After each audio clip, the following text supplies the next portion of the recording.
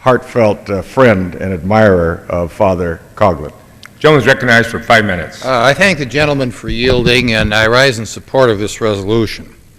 A lot of times people come to members of Congress saying, why do you need to have a chaplain?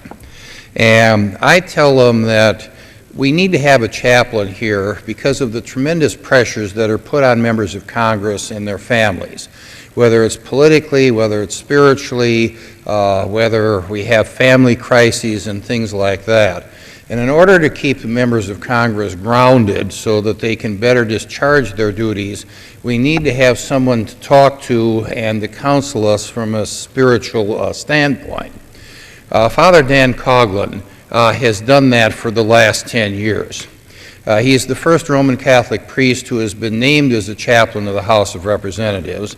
And there was a lot of chatter about that at the time, but I would just remind everybody that most of his predecessors as chaplain were ordained in specific non-Roman Catholic denominations, and they had the same job in dealing with members of all faiths and sometimes even no faith at all and their families when times of crisis came, whether it be a personal crisis or a political crisis.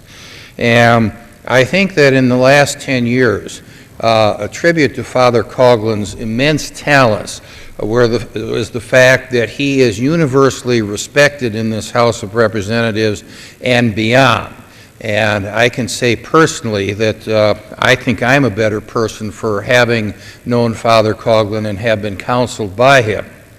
Father Coughlin also is respected in his home diocese in Chicago.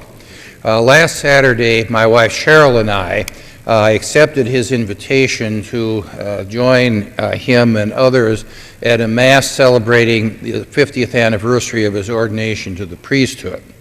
There were many priests celebrating with him. The church was filled, and it was an extremely moving demonstration of the respect that Father Coughlin has both with his colleagues as priests in Chicago as well as the laity that did show up to fill the chapel at the Archbishop Quigley Center. Cardinal Francis George, who is Father Coughlin's ecclesiastical boss, showed up during the reception, and I think that his presence there also is a tribute to the fact that Father Coughlin has done a very, very good job in Chicago before he was plucked by former Speaker Hastert to become our chaplain of the House of Representatives. You know, all that being said, this House is in Father Coughlin's debt for the work that he's done with us as an institution, has done with us as individuals, regardless of what our faith is, and has done with our families in helping keep our personal lives as well as our official lives in a proper perspective. We are much in debt to Father Coughlin for that, and I hope he is with us for many more years rather than days to come. Having said all of that, I yield back the balance of my time.